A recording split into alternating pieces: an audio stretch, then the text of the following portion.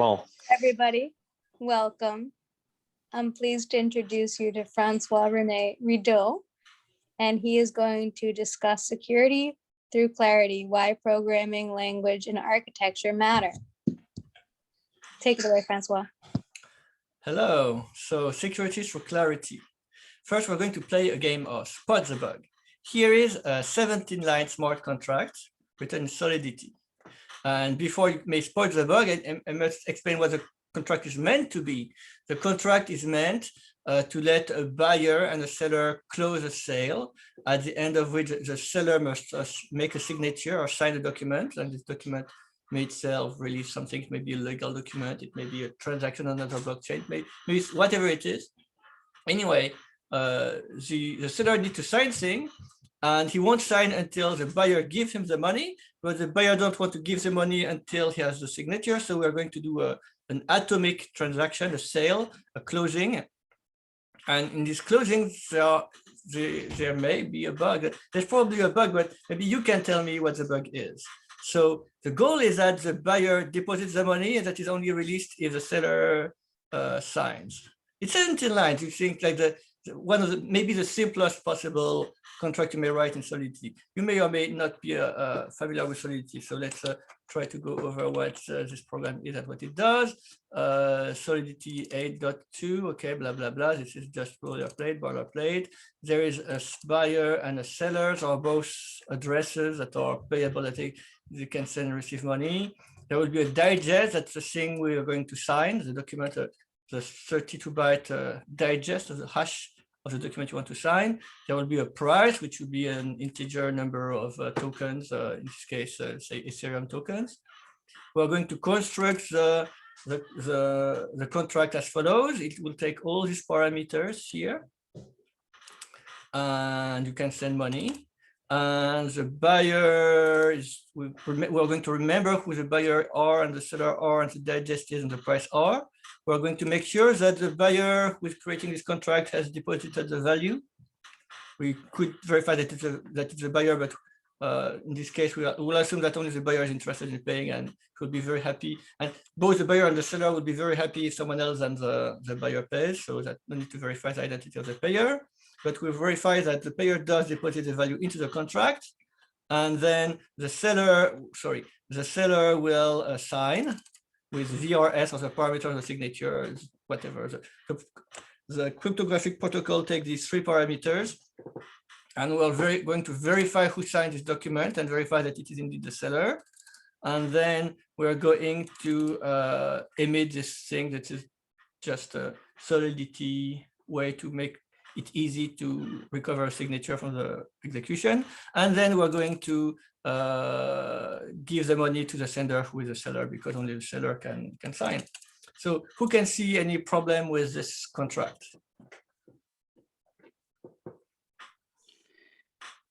Is message value a uint? Message value, yes, it's well typed. It's well typed. Don't worry about typing bugs. There are no typing bugs. How do I scroll? I want to scroll. I can't scroll. Can I scroll less at a time? Maybe with I can do better with what do you call it? The other rival. Here. Is it better here? Here.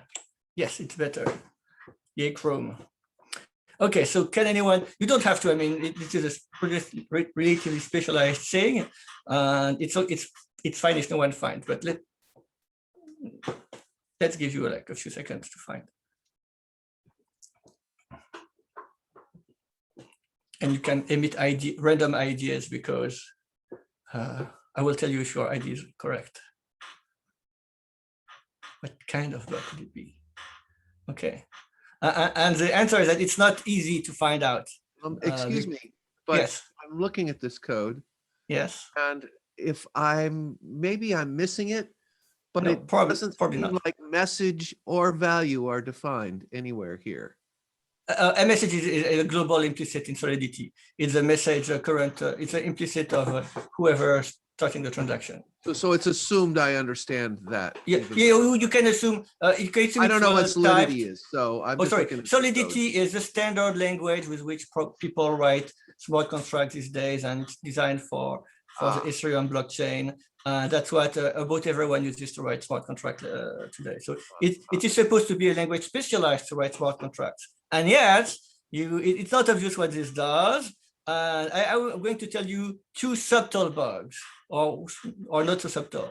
The first bug is that the contracts release the money to the sender of the message.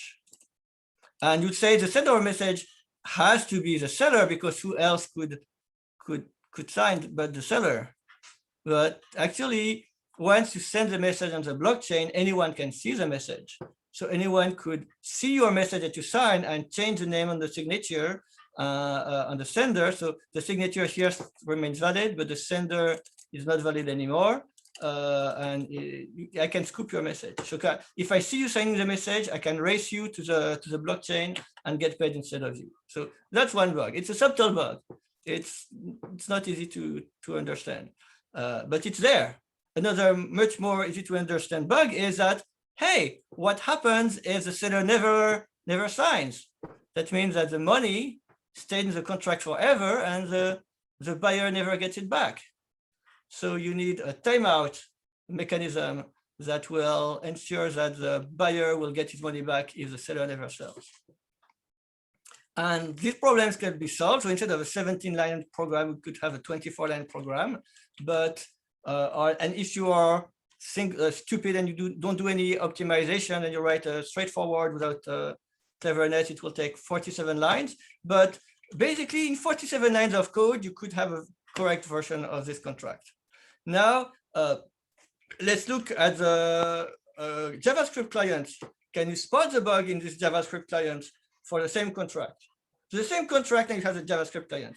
And I will say to the chase, a bug that there is this also doesn't do the right thing if the seller never signs. There is no way that the buyer ever gets back his money.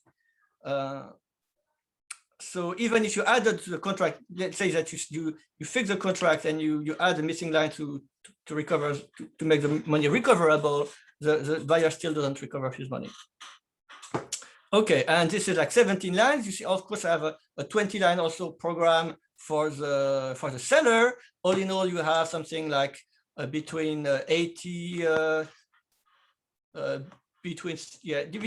and 120 lines, depending on how good you are, of code to write this thing. And that's a lot of lines in which to hide a bug. Let's see the same application in Glow. And I introduce in Blog. So Glow is a domain-specific language that I'm working on. Let's say this is the same application in Glow. So can you see any bug in it? I'll make it bigger. So that's only 7 lines or 8 lines of code. Can you see a bug in it? So I can go over the thing if you want, because no one knows Glow since it's my language. So let's say where they're going to have a Glow program. It's an interaction. The participant will be the buyer and the seller. There will be some asset at stake, which will be some price. And the contract is called a closing. And it takes a digest as a parameter of type digest. And on the first thing, the buyer will deposit the price into the contract. Then the seller will publicly sign the signature, have a signature, and then we'll withdraw the money and give it to the buyer, and then we'll return the signature. So can anyone find a bug in it?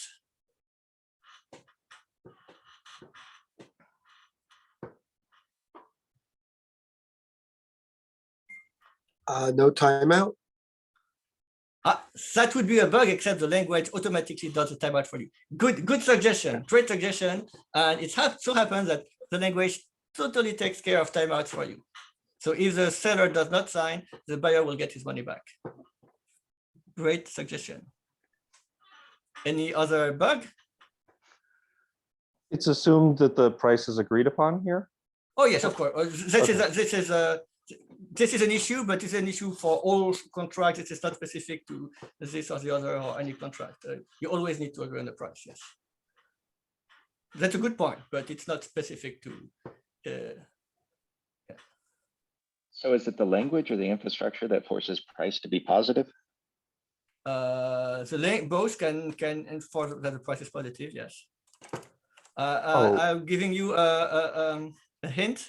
The bug is on The that line. buyer is getting the money instead of the The seller. seller, yes. Yes, this is bad. Okay. Okay. Well, it was not. Someone found. I had to help you a bit, but would you say that it was an easier bug to find, or that it was? Yeah. It's comprehensible versus the Solidity contract, which is basically incomprehensible. Yes. And okay, and probably if you were given more time, it would have been better. And but I'd argue you can disagree, but I would argue that it is much easier to find a bug in this 8-line program than in the other program. And here's I fixed that bug in this program. Can you spot a bug in that program?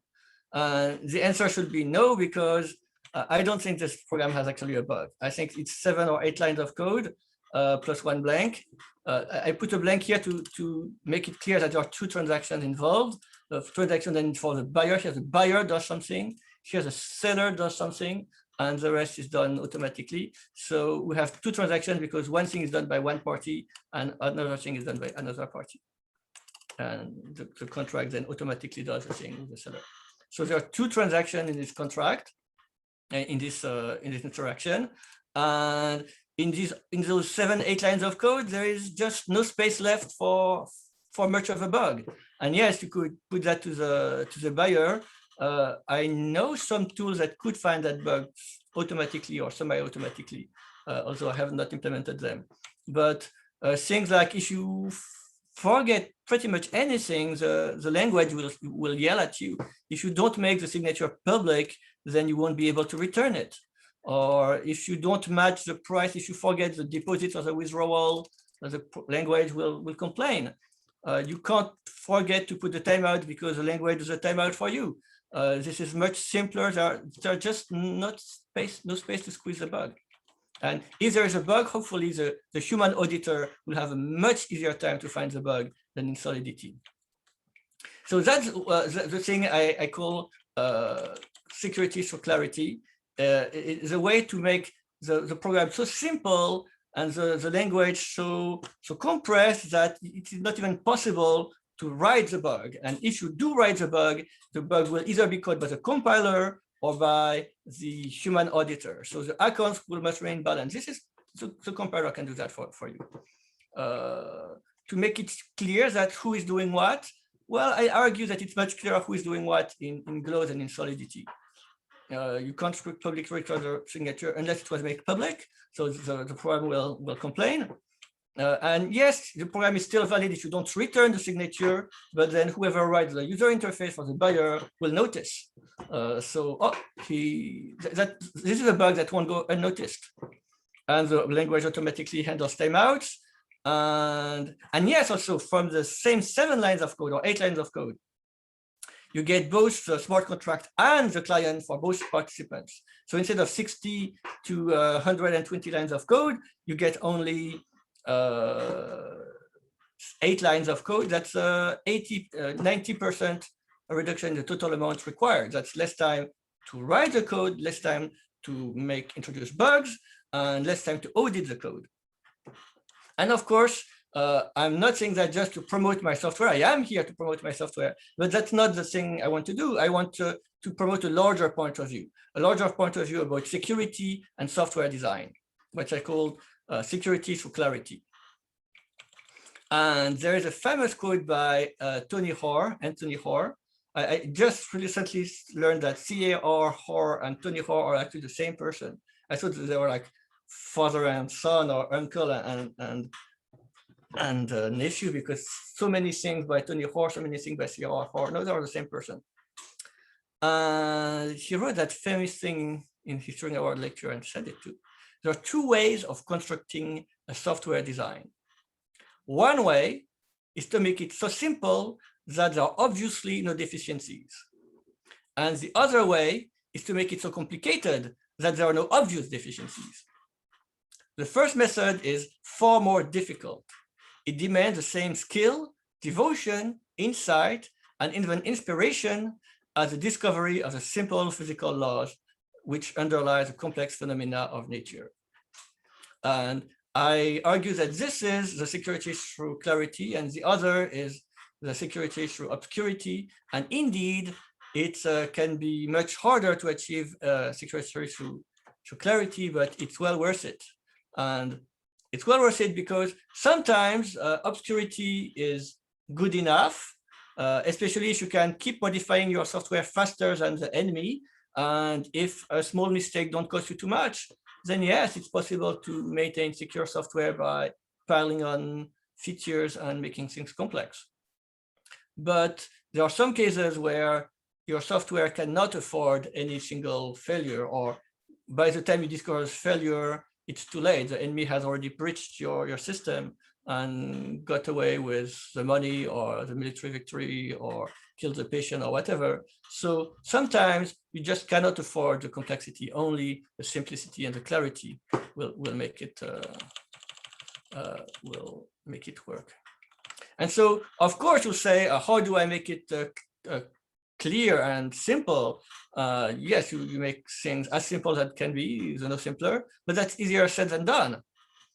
Sure, in my 7-8 line program, it's easier than the, say, 100-line program written in Solidity and JavaScript, assuming that the lines are of similar terseness, because line is just a proxy for the actual conceptual complexity. But I'll argue for that in the case of Glow, clearly each line of Glow was simpler than a line of Solidity. So clearly this thing wins.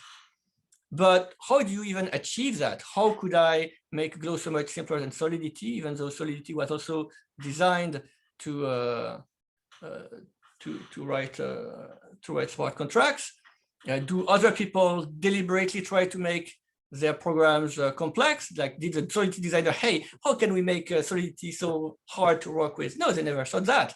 They try to make it simpler. And if you compare Solidity of today with Solidity of a few years back, it is slightly simpler or safer.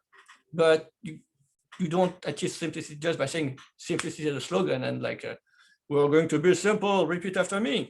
No, complexity is a default. Simplicity just doesn't happen by itself. Especially when management says we're going to reward the programmers by the number of lines programmed or the number of bugs closed or the features added, etc. Well, you add, and you never remove. You add in the simplest way for this small add, but not the simplest way overall. In the end, you end up with a pile of steaming junk. And so if you are aiming at simplicity, you have to reward not just adding things, but removing code or averting code to be added and simplifying the software. You cannot just reward adding stuff to the software. And you also need to understand where the simplicity comes from. And that's where it comes from is abstraction.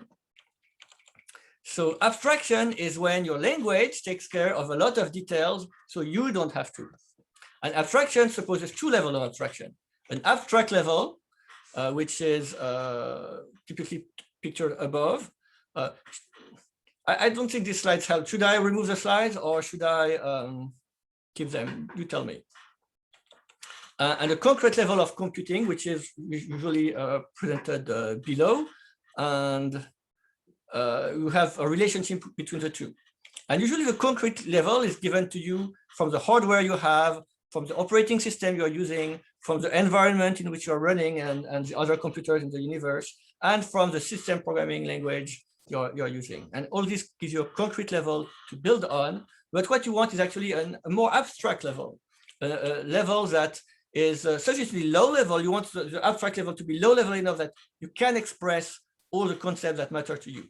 If the only thing you can say is do what I mean, that's the ultimate high level language, it's not useful because it doesn't, unless the computer can read your mind, it cannot tell exactly what it is you mean. So you have to have low level enough that you can tell what you mean. But it should be high level enough that it will shield you from all those details that don't matter to you or shouldn't matter to you because they could be automated, but they aren't. So abstraction depends on this relationship between an abstract level and a concrete level of computing. And it's not a novel thing. It's not even something that people deny or don't use. People always use abstraction in the choice of their programming languages. No one today writes software directly in binary, like people used to do in the 40s or 50s.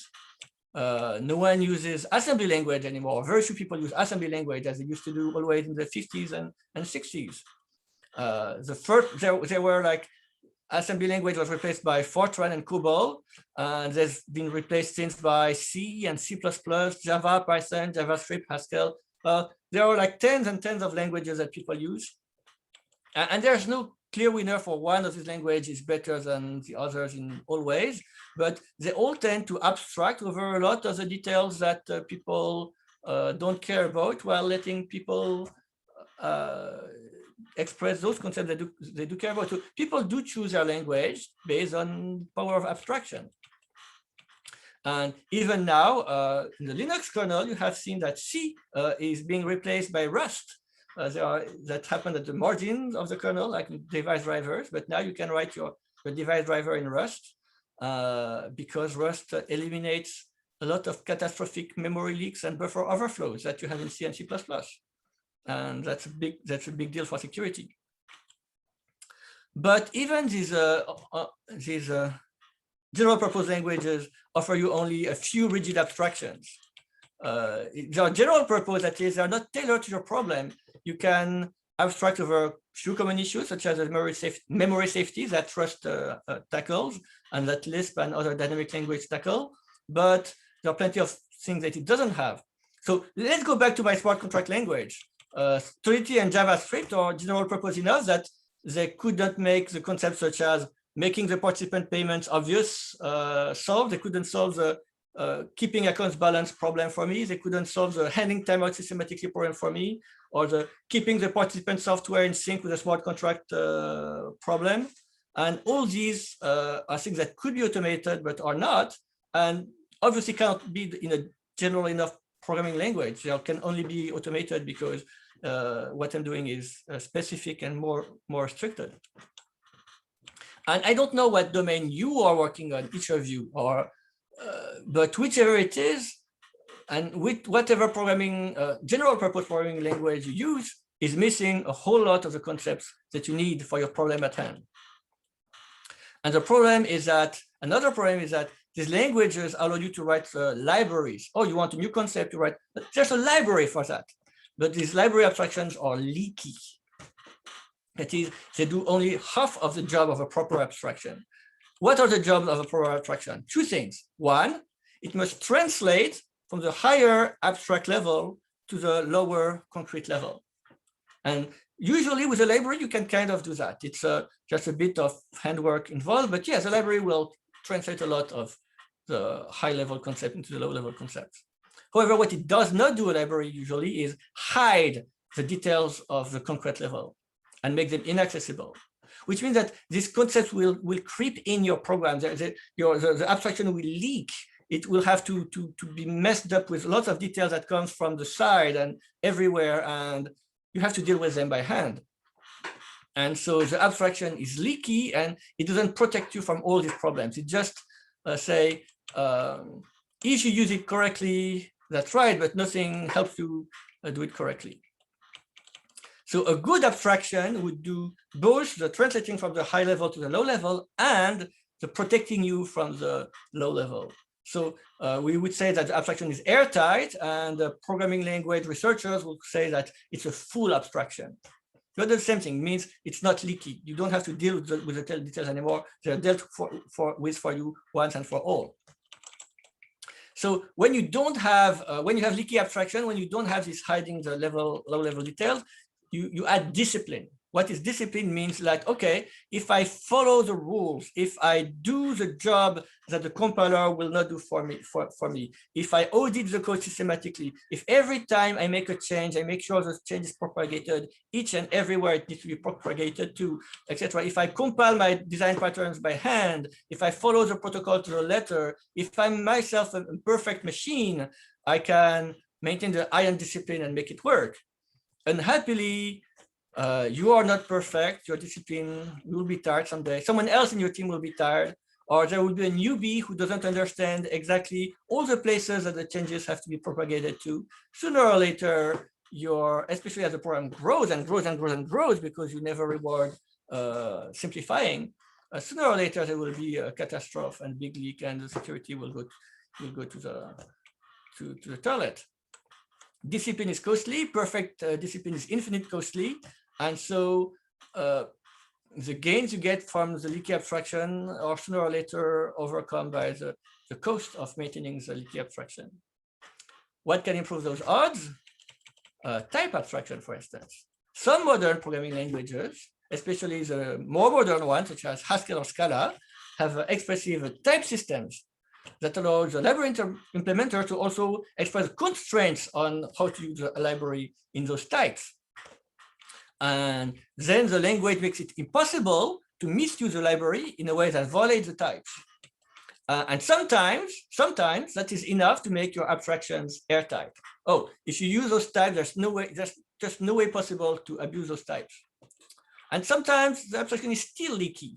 Or there's the types, but the types only express like some properties of your abstraction. There are other properties that you still need to manually enforce. So they call that laws of your abstractions. Your monads have laws, your library, whatever, has laws, and you must follow the laws. But at least the type system can help you somewhat. And in some cases, that helps you enough that auditing become much easier. So it's like having a boat that has a few leaks. You still must constantly bail out the boat, but at least it's doable.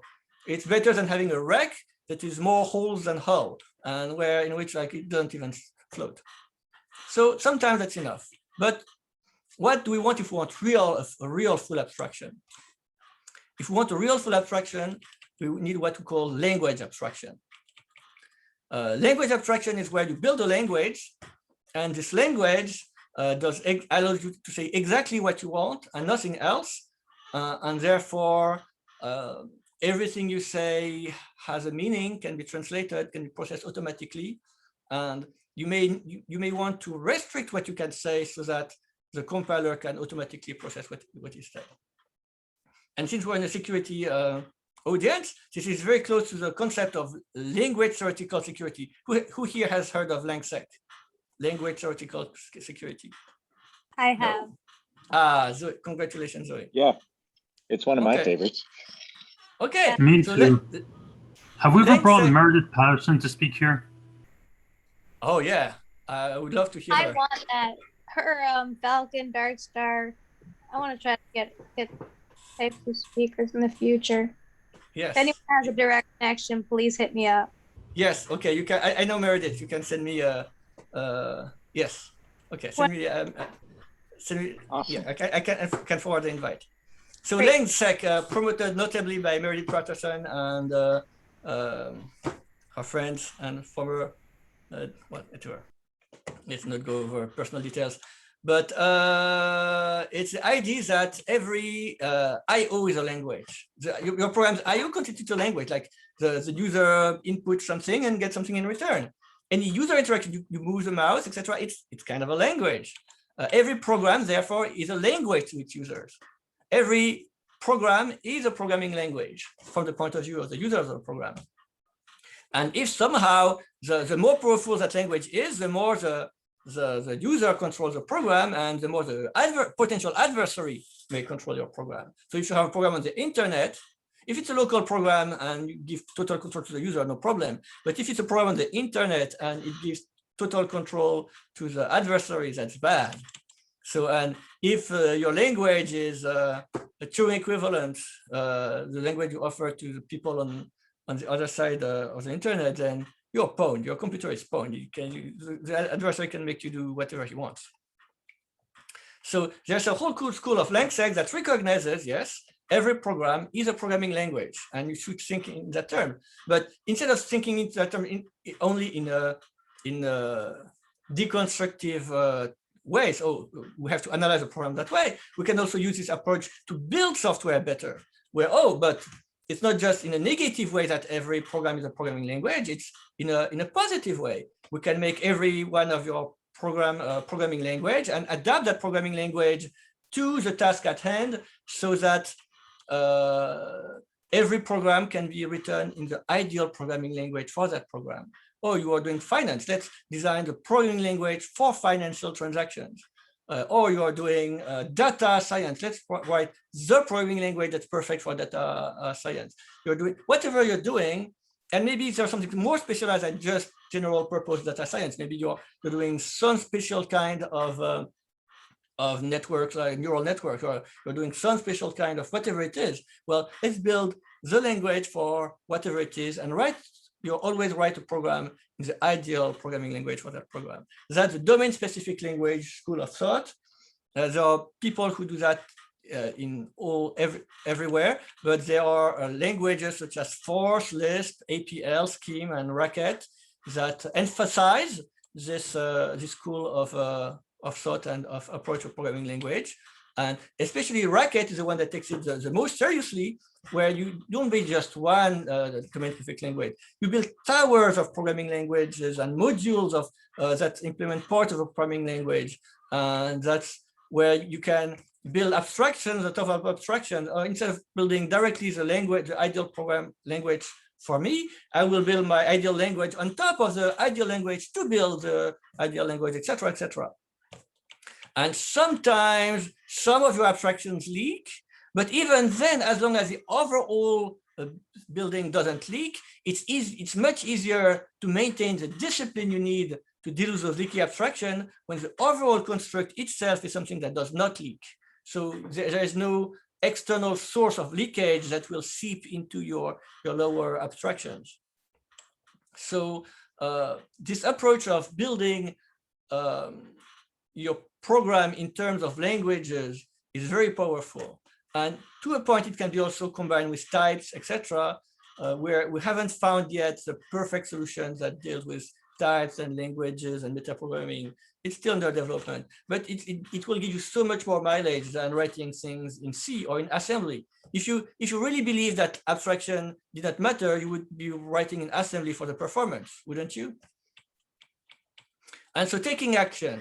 Of course, you can't transform today all your program to something written the right way, whatever the right way is, even if your right way disagrees with mine. But you can choose your language strategically. What language did you use yesterday? What will you use today? What will you use tomorrow? Obviously, these questions do not have to have the same answer. Yesterday I was using C because it made sense. Today I'm going to use Python because it makes sense. Tomorrow I went, hey, what am I going to use tomorrow? Well, it depends. If I need something done like for tomorrow and it will be thrown away next week, I will use whatever language is at hand. Like right now I'm using, say, Scheme, I use Scheme. You are using Python, use Python. You're using assembly, use assembly. That's the language you have at hand. But if you are doing something that's more like a year of horizon, maybe you should use a popular tool. There's a reason why this language is popular. Oh, in machine learning, they use Python, let's use Python. Or they use R, whatever they use.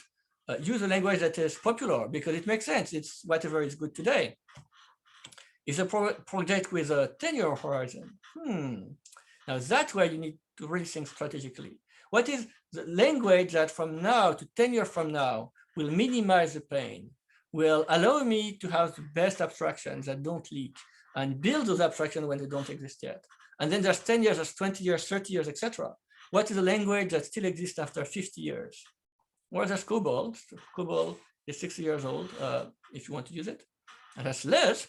Lisp is 60 years old, and I think that Lisp will still exist in 60 years in a way that COBOL won't. Anyway, you don't have to agree with my opinions, but you better take seriously the fact that there's a strategic choice to be made there. And to get there, you don't have to migrate your entire code base at once. You can do it incrementally. There's this post by, I think this Android team or whatever, was explained how in Android they take the approach of, hey, what are the parts of the system that most need to be translated in a safe language? And they use the safer tools there. So you don't have to transform all your system to already enjoy today the benefits of better abstractions and better abstraction to language abstraction when it's possible. And I will conclude by saying that clarity is more than for security of computer systems. It's also security of your own head. If you accept any explanation that is more complex than it should be, it means that you are letting someone else insert information in your operating system. And if any times you accept a leaky abstraction, or you accept an abstraction that is too complex, you're being manipulated. And if you do that as a matter of course, you're being systematically manipulated. There is a philosopher who discussed the notion of reduction ad claritatem, reduction to clarity. I think it's very important. And I'll add, I'll finish that there. And I'll finish on the Hoare quote. So that's, I think that's the best page on which to finish the talk. Thank you for listening. And I hope you enjoyed this talk.